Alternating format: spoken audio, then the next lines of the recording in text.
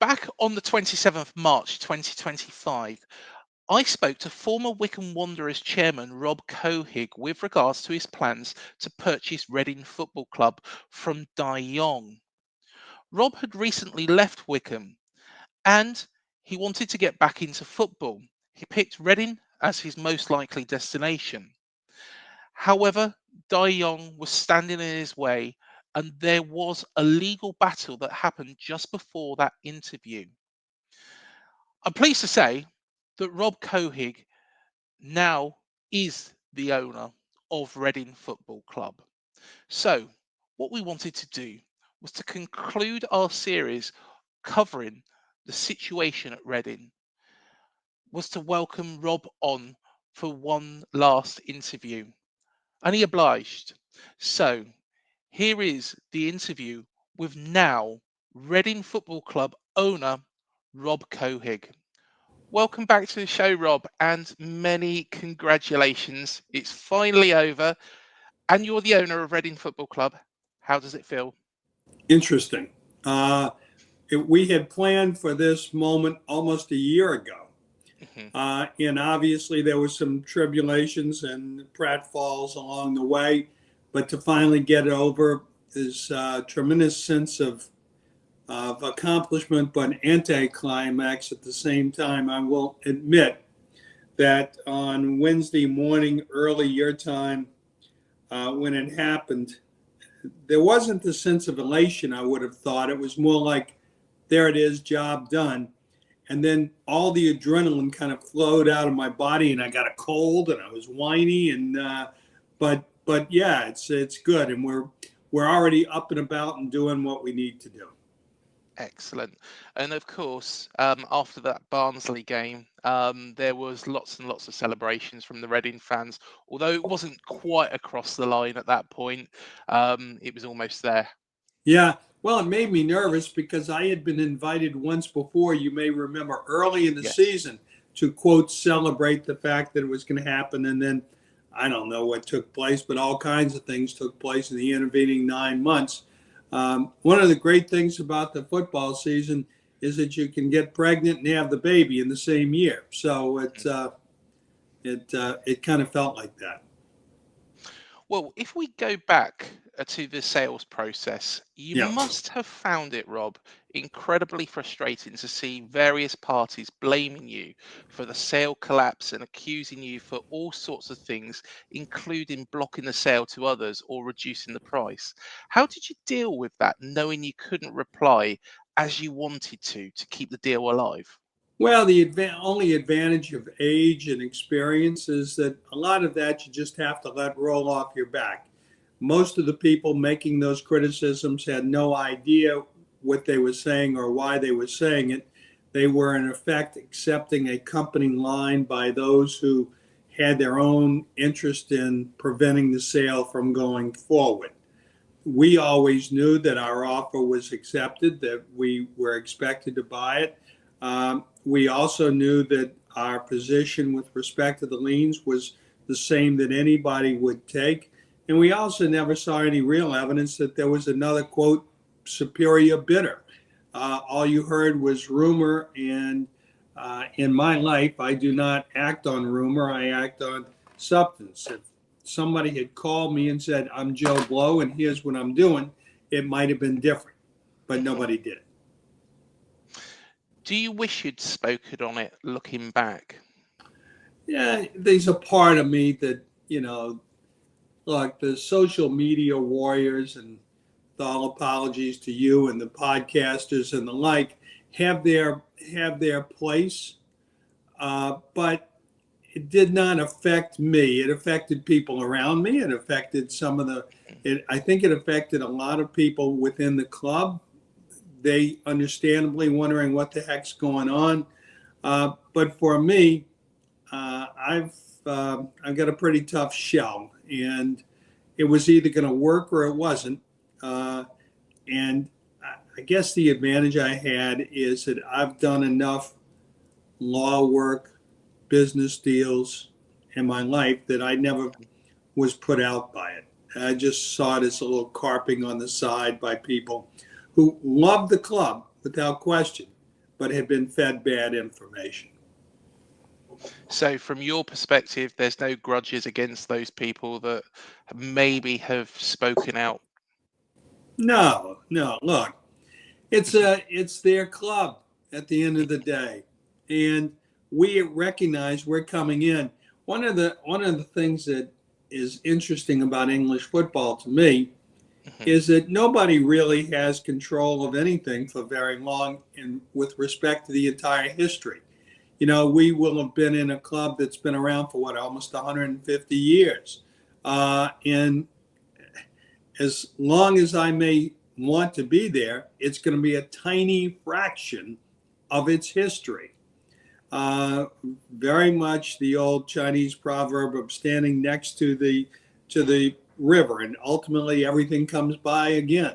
And it will happen, and we'll have our go at it, and I think we'll make a successful go at it. And our goal is that when we leave, it will be a better place than when we arrived. Pure and simple. Well, of course, whilst everything was going on, and it was a turbulent season off the pitch for Reading, it was quite a successful season on the pitch. How impressed were you with everything going on in the background and the loss of Ruben Selles, that the club kept going and almost got playoffs under the guidance of Noel Hunt? Yeah, it was. You'd be a fool not to be impressed with it. Mhm. I mean, I will say this. I think Noel and Ruben before him used the outside distractions as a focal spot for the club or for the team. They could say to them honestly, look, it's all about us. Who can figure out whatever's going on? You can't worry about it. Just focus on your game.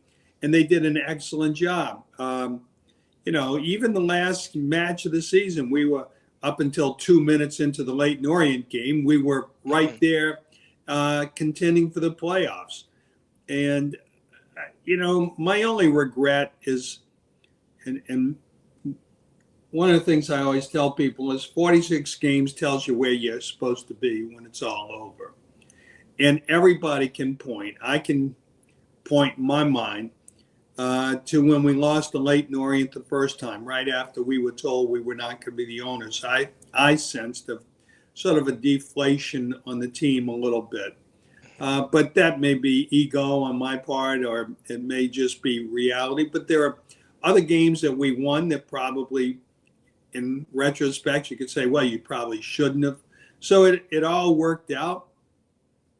I just miss the joy of being there and sort of trying to help make it end up a little better. But we'll be there next year. Definitely. And do you feel that the fans are behind you now?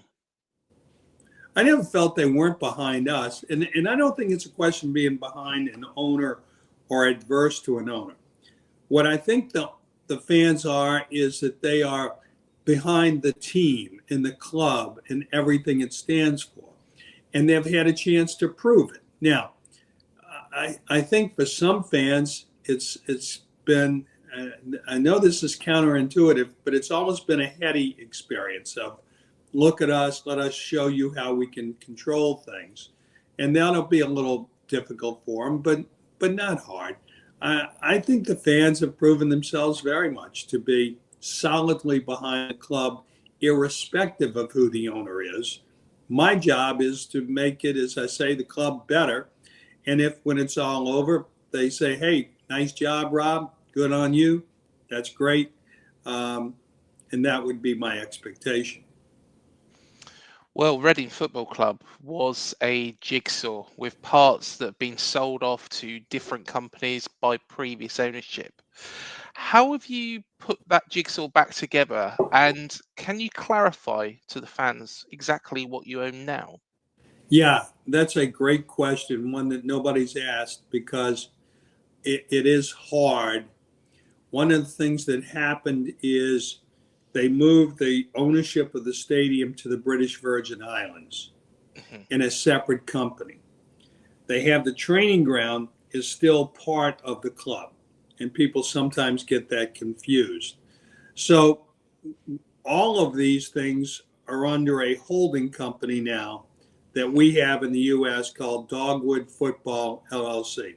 Very weird name in some ways, but it's defined by the trees outside our house, dogwood trees. So, for lack of a better word, that's where we went.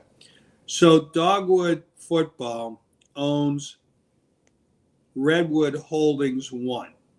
Redwood Holdings One owns the club and the training grounds. Redwood Stadium is a British Virgin Island company that owns, I said the stadium, I meant the training ground and the club. Redwood Stadium owns the stadium.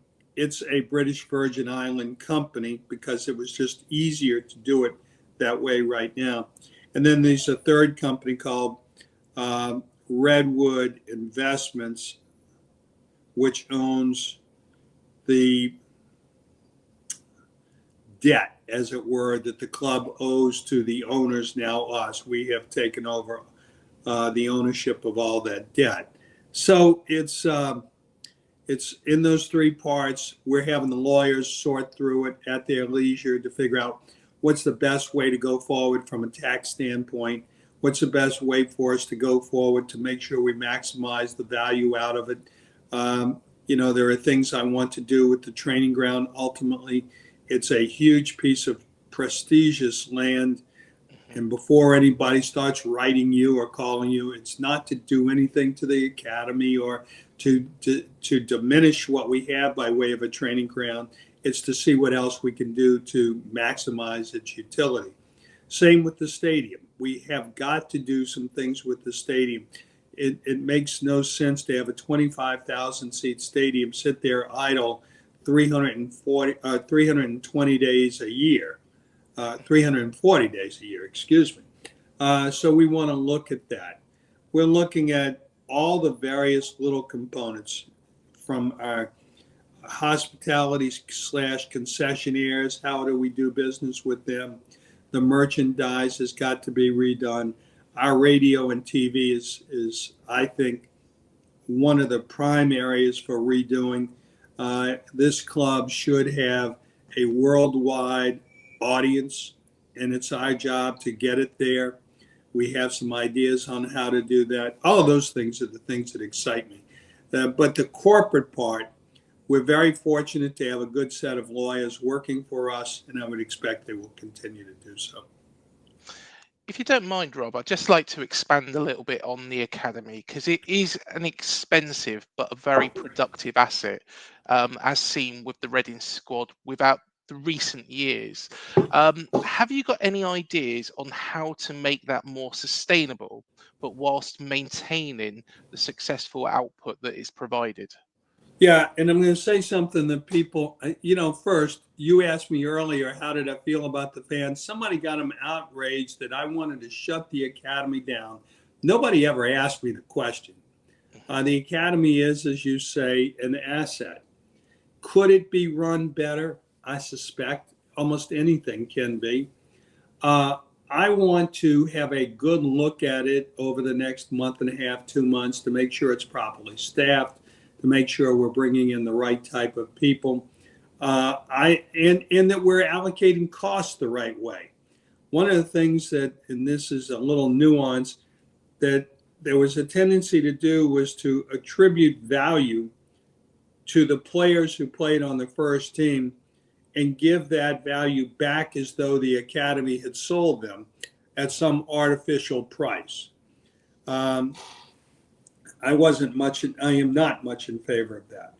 I also am a believer that a club, if you look at Brentford, if you look at other clubs, look at Wycombe, you don't need the full academy apparatus to do exactly what they did, have good young players, an under 21 team or a B team, or however you define it. There are a tremendous amount of young, talented players who get out of an academy and don't have anywhere to go. if you have a good eye, or people with good judgment, you can find some players out there. When I look at our short time, and again, I apologize for referring to Wycombe as much as I do, but it's my most recent experience. We were able to bring in 4 players who, for less than £300,000 a year, each brought in over £1 million. I mean, it's an incredible deal if you do it the right way. My goal will be to join the best aspects of the academy and keep it as a Cat 1 and this developmental squad concept, so we can be strong. One of the things I believe very much about League One is that you can compete for the very top without going off and buying a striker from Brazil just to make your team better. It's the talent is there. The manager and the coaching are there.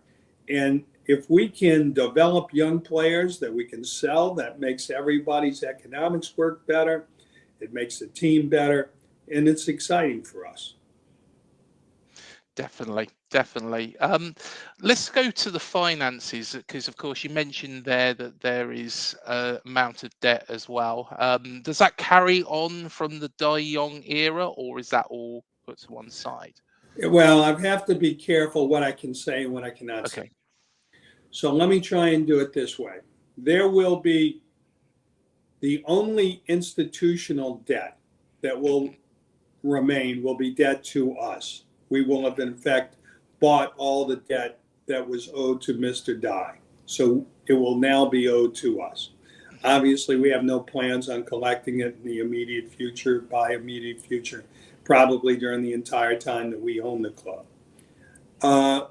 There was a sizable amount of vendor debt that we will be cleaning out, so that in effect, by the 1st of June or thereabouts, the club will have pristine books that shows no debt of a recent nature, a parked debt to us, and we should be able to operate from that day forward on a sustainable basis. Now, that doesn't mean we won't have to dip into our pocket occasionally, or more frequently than perhaps Todd or I want to. But it means that we won't be fighting these things, and there'll be certain things we can do that ultimately will make you more money. When you owe everybody in town, you don't get very many deals from them. When you can come in and say, look, I know you want $100 on it, but suppose I give you 90 today, you can sometimes get that discount. And so we'll be in that position. We've seen from your time, Rob, owning Wycombe Wanderers, that you're a sensible owner. You won't break the bank to achieve your aims. But Reading traditionally are a championship side. How much investment do you think you need to make to get the club back to that level? I think we will have a budget that will allow us to compete to get back this year. And I think that it won't require us dipping in desperately deep into our pockets. And look, if it does, then we're not running it right. A club, the English system, I think, is a terrific system in terms of its meritocracy. You either succeed or you fail. You either get promoted or you're relegated. And I think that English football doesn't do enough to promote that in the United States, because people here are fascinated by it. Having said that, too much of the English system is a residue of when it was done basically by the local mill owner or business owner, and everybody wanted to have the best club because, after all, their guy could afford more than your guy could. I think that is ultimately destructive. Now, look, it appeals to guys with big egos. They can come in and say, hey, I made $3 billion doing this. I'll show you how I can do it in that. But if I was czar for a day, I would have a very simple rule. If you're in League One, You get to spend twice what the league gives you in media payments and solidarity payments. Pure and simple on your first team. Spend as much as you want on your academy. Spend as much as you want in your under 21 teams. Do whatever you want, but keep that money to where everybody's got basically the same chance at it. And I think that would have helped some clubs like Burton Albion and others to succeed, who have good management structures, but candidly do not have the resources to compete. But for us, that system's not going to change. Nobody seems to want it to change, because it in some ways, while my preferred system would make the value of all clubs go up, for many people who are thinking of getting out, they don't want to change it because they want to go appeal to some American or Indian or Englishman who believes with all his heart, ego, and wallet that he can make a difference on his own. I'm going to ask a very open question here because, of course, you mentioned Burton Albion there.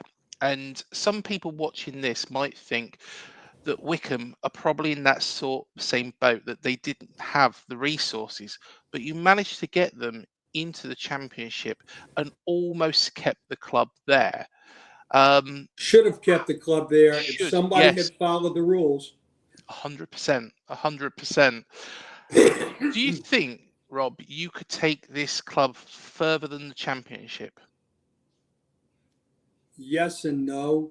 Mm-hmm. I think that, and I hate equivocal answers like that, but I think that this club has the potential to be in the Premiership. Look at your club by way of example. Yeah. Look at Brentford. What's the big differences between them? Not much. I think that we would have to do it with shrewd management of our resources, with good management of our football club, and a couple of lucky breaks here and there, and you can get there. I think without question, we can be a successful Championship club, mid-table to above, on a repeated basis. So the way I've always defined it is we can be a good Championship club with pretensions of going to the Premiership. And, and maybe it's at that point Todd and I bring in, and we're going to bring in another partner or two over the next month, but somebody who has really deep pockets who wants to push it. I don't think that's the way to do it, to go borrow from yourself to do it. I think we can do it with the fan base. A lot's going to depend on what the fan base wants. One of the great things about Reading, underappreciated things about Reading, is its geographical location in basically the Silicon Valley of the UK. We're surrounded by good technological businesses, good sound businesses, an affluent area. If we can tap into that, absolutely we could go all the way up. What do your first 90 days at the club look like, Rob? So you took over the club on Wednesday. What do the next 90 look like? Well, on Thursday, we had our accountants in. We had Joe Jacobson, who will be the co-CEO on the ground and chief operating officer, there meeting with the manager, Noel Hunt, and others to get ready to make our bids. And we, small achievement, but big for us. My wife was getting on to me Thursday morning. Don't forget, you have to get your list in. And we had them in Thursday or Friday morning. So well in time. Over the next, and we have a little bit of a weird situation. I have basically given up the practice of law, except that I have a prior commitment to start a 2-week trial tomorrow in a town in northern Louisiana. So ordinarily I would already be on the plane over there, and now I'm not going to be. But our process will continue. The accountants will be putting in our new accounting systems to make sure everything is transparent. Every investor can see, or Todd and I can see what's going on. Everybody who works for the club can see what's going on. There's no secrets about that. Uh, we want to put in brand new, we're looking at our hospitality situation to make sure that our fans get the value for their money. Looking at the merchandising to see if that's the right way to do it. Bringing in somebody to really redo our radio and TV and make it worldwide, not just the locals. We're looking at our season tickets, which will go on sale, and we're going to make sure that we keep the prices as fair as we can. We're going to try and bring more value to those season tickets as time goes on, and people, I think, will be impressed by that. We have to get our parking situation straightened out. In the week before the sale, we discovered that the club had not been paying the parking, and it does not have an arrangement for parking going forward. Immediately after the sale, I called up and we're pretty close to completing a deal. But it's all intertwined. These are a million little things and 3 or 4 big things going on at the same time. Personnel has to be straightened out. There are some people there who are on the payroll who will no longer be with us. And they have to be informed and given their appropriate instructions as to what to do and not do. And I would expect there'll be quite a few of those, incidentally. We also met with all the staff yesterday or day before yesterday via Zoom to make sure they're doing it. We meet with the commercial group.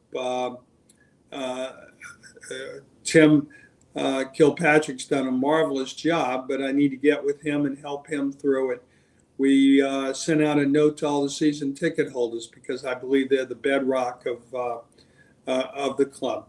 We're reaching out to all the sponsors to make sure that they know they can contact me. They're a vital part of it. So there's 1,000 things. It's what I love to do, but instead I'll be picking a jury tomorrow morning. Fair enough, Rob. Reading is a family club and has always been very connected to the community. How do you plan to harness those vibes and entice people back? Well, I think you lead by example. Anybody who knows us knows that we're family oriented.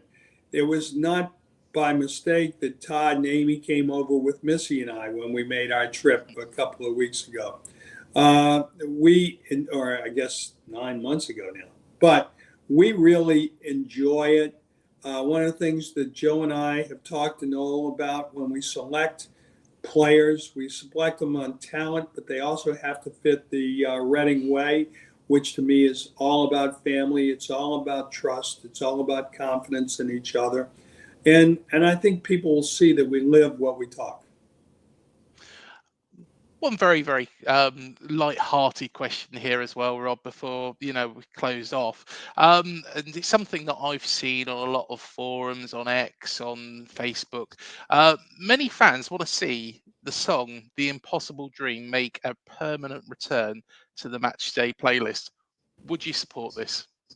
Well, I'm certainly willing to consider it. Let me give you the other side of the coin. Go for it. I don't see this as an impossible dream. I Hmm. can see it a year ago when people didn't know if they were going to have a club and all of that, and we were prospecting for the playoffs.